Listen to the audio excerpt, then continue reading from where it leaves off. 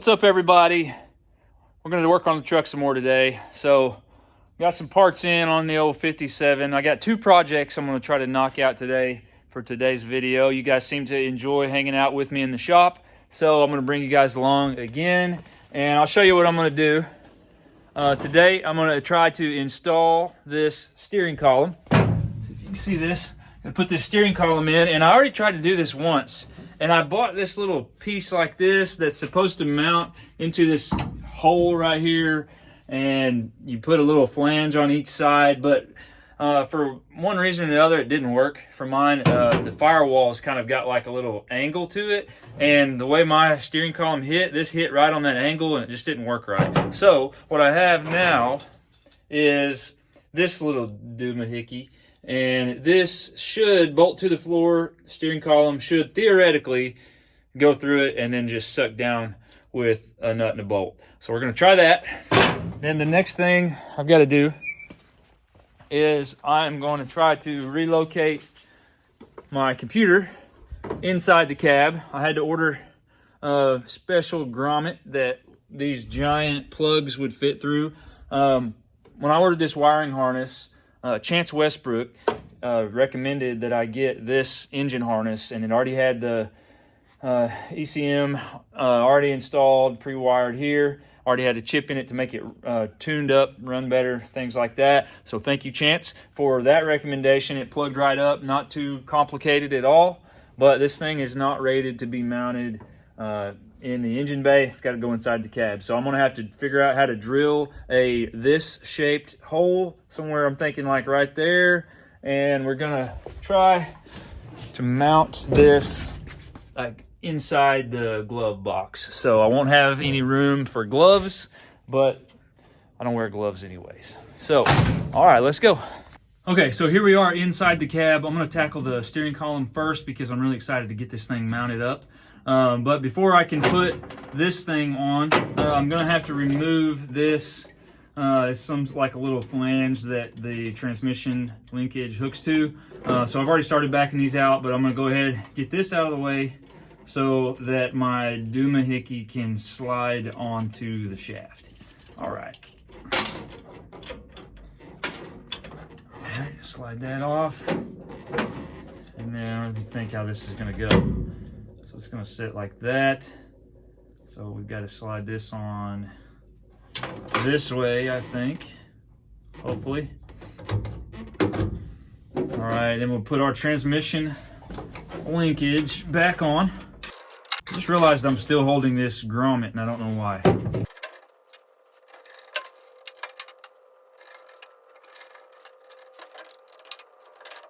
Okay, so we got that on.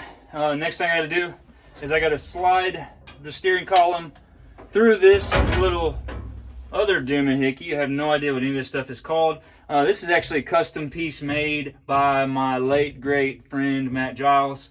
So got a little piece of him in here, and basically the shaft slips through here, and then he fabbed this up to where this will slide over there. Then you just tighten a nut on each side that holds the steering column up here. You can buy these, but for some reason he just made me one, so that's kind of cool. Okay, so let's see if we can slide her through here. All right.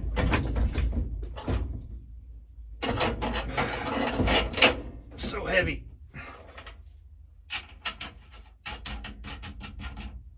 Okay.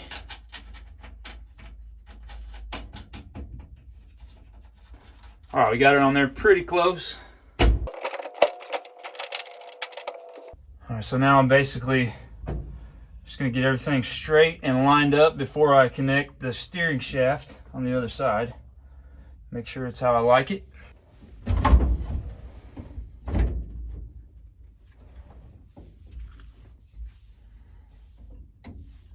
So basically I'm just gonna do like a little test fit here, and I'm gonna be sure that the steering wheel is straight, that the column is where it needs to be, that it's cleared the firewall, the transmission linkage flange that we installed a minute ago is in the right spot before I tighten everything down and connect to the steering shaft. So we got the doohickey through the shaft. Oh, it's falling on me a little bit.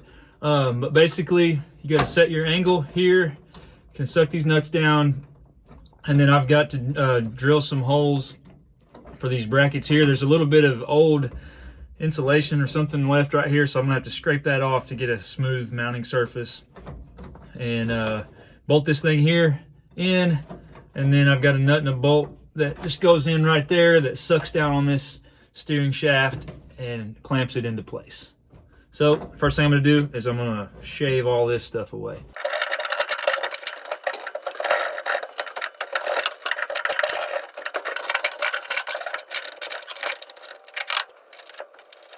All right, I don't know if you can see this, but the hardest thing about this is trying to not let the shaft slide through before I can get the clamp tightened down.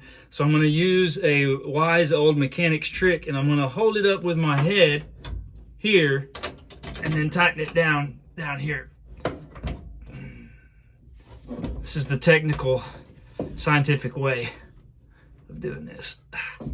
Make sure everything's twisted on me. Okay. All right, we're secure. Oh,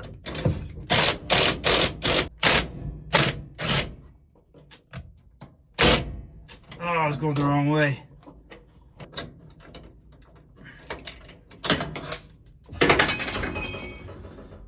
I just dropped everything.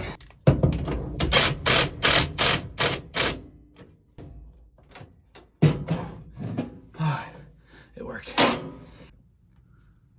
Okay, while I'm in here, I'm gonna go ahead and get this angle set. Try to just get it parallel with the firewall here and tighten these down. So, got a 8mm socket. Get that as close as I can and zip that in. All right. Wow, that didn't work at all. Okay. Is that the wrong size?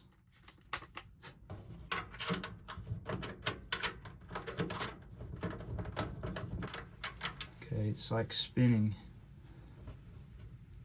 This nut just keeps spinning on me, so I'm gonna see if I can put some pressure on it with this screwdriver. Try to keep it from just spinning.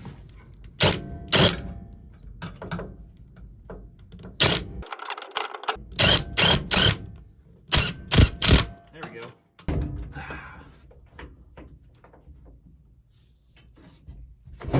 All right, here we go.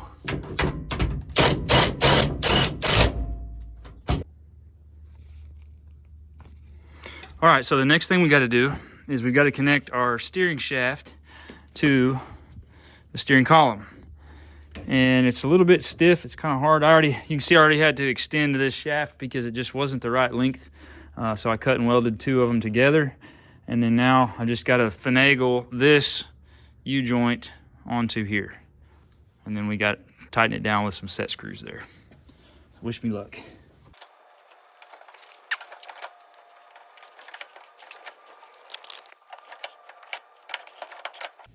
All right, so we finally got that connected. Now all I got to do is just tighten all these set screws down, get everything locked into place so nothing's going to be slipping back out. And we should have steering, so then we'll just have to secure everything down to the floor. We'll be good to go.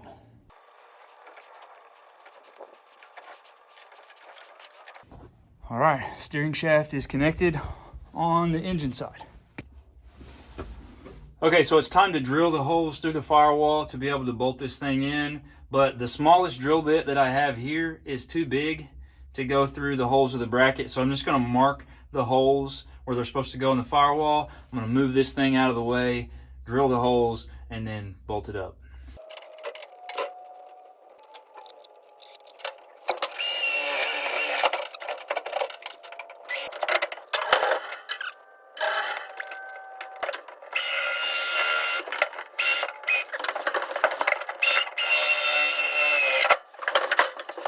All right, so we got our hose drilled. Time to bolt it in. Oh, I just dropped it. Crap. Okay, I'll use this other one. Maybe I won't drop it. Please fit. Okay, we're in there. Perfect. That one's through. And see if I can squeeze this bad boy in there. Okay, good. All right, I had to call in some help because Lexi is going to hold this bit, or this screwdriver, in on this end, and I'm going to tighten them down on the other side. If I can get out.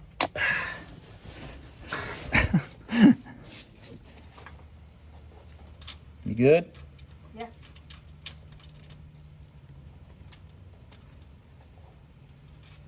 Crap.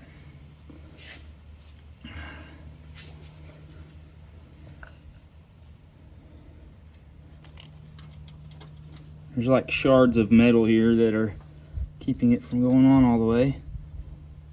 Zip it in.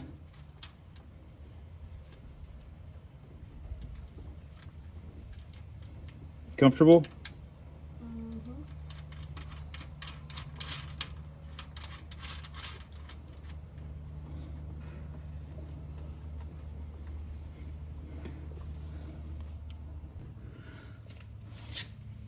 All right, let's see. I doubt this is even going to fit in there. Hang on. Oh, no. Maybe a socket. No!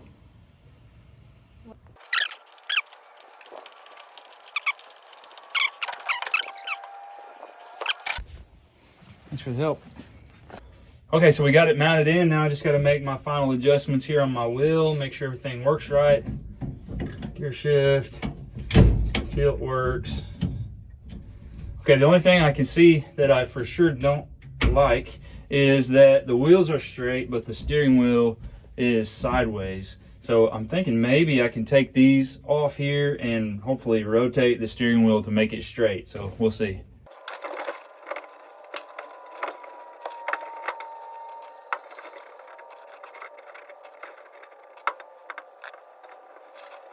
All right, so close enough. That's going to be, wheels are straight, steering column's in, everything works. That's pretty much how it's going to feel. It's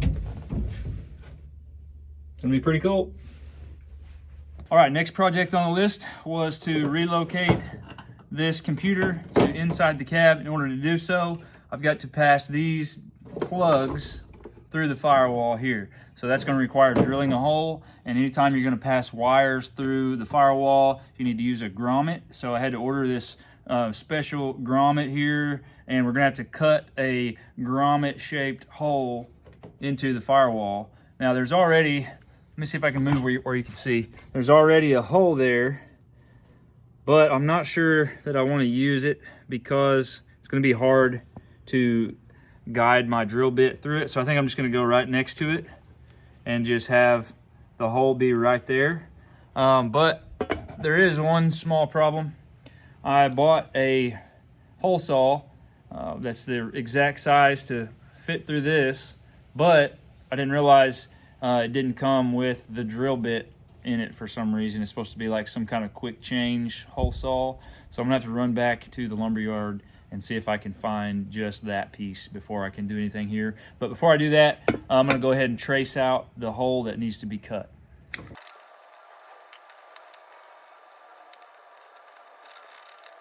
All right, so this little drawing right here is just gonna serve as a guide to show me where to drill my holes. I'm gonna have to drill 2 holes, and I'll probably have to use the Sawzall to connect the 2 holes together, I think. But before I can do that, I gotta run to the lumber yard, so I'll be right back. Well, guys, this is real life old vehicle customization building. I went to the lumber yard and they did not have any of those drill bits. Why did I just get a southern accent? They didn't have any drill bits, so I just had to return what I bought, and now I guess I'm just gonna have to order something or go somewhere else to buy something. So I think for today, I'm just gonna end the video right here. We're gonna check out the rest of that project on another day. Have a good one. See ya.